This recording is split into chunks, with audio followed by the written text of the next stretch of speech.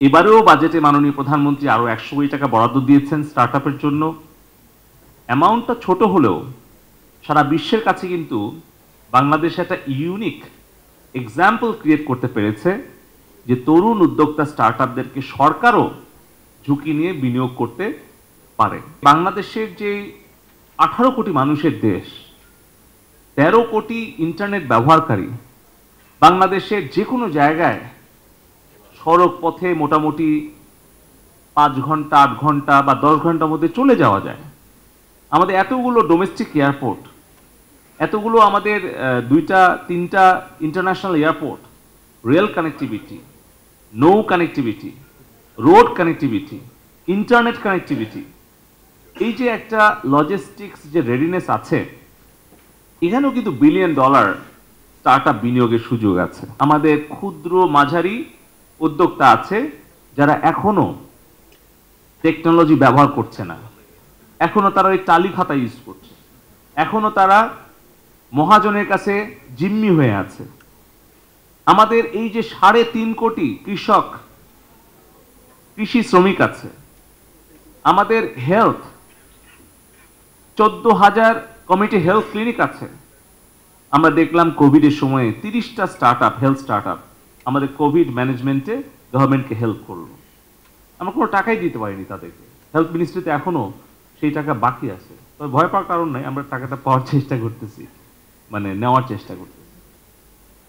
নামির আমি প্রবাসী উদাহরণ দিল কোভিডের সময়ে কিভাবে আমরা বিদেশে কর্মী পাঠানোর জন্য এই স্টার্টআপে হেল্পটা নিলাম।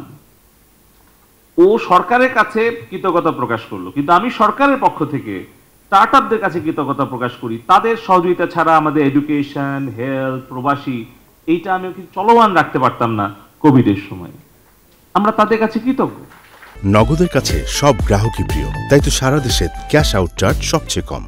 আমরা দৃঢ়ভাবে আত্মবিশ্বাসী যে মাননীয় প্রধানমন্ত্রী জননেত্রী শেখ হাসিনার যে ভিশন, মাননীয় আইসিটি অ্যাডভাইজার মহোদয়ের যে লিডারশিপ গাইডেন্স, এবং আমাদের যে একদল তরুণ মেধাবী উদ্যোক্তাদের যে কন্ট্রিবিউশন, এর পাশে সরকার ছিল, আছে এবং থাকবে।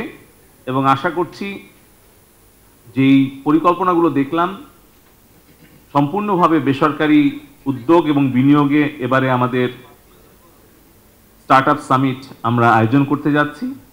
সেখানে একটা বিষয় আমার মনে হলো যে আমাদের government as a client, government as a business, মানে অপরচুনিটি হিসেবে যদি আমরা একটু 10টা মন্ত্রণালয়কে এবার টার্গেট করে দাওয়াত দিই এবং তাদের সামনে যদি আমরা সুযোগটা দিই, তাহলে পারে কিন্তু আমাদের স্টার্টআপ যেরকম পিচ করবে অ্যাঞ্জেল ইনভেস্টরদের সামনে, ভেঞ্চার ক্যাপিটাল কোম্পানিগুলোর সামনে, ওরকমভাবে যদি সরকারের 10টা মন্ত্রণালয়, 20টা বিভাগ, 50টা কোম্পানি যেরকম পোস্টের যে আনইউটিলাইজড রিসোর্স এবং অ্যাসেট পড়ে আছে, এখানে পোস্টাল ডিপার্টমেন্টের সাথে স্টার্টআপ কিভাবে কাজ করতে পারবে।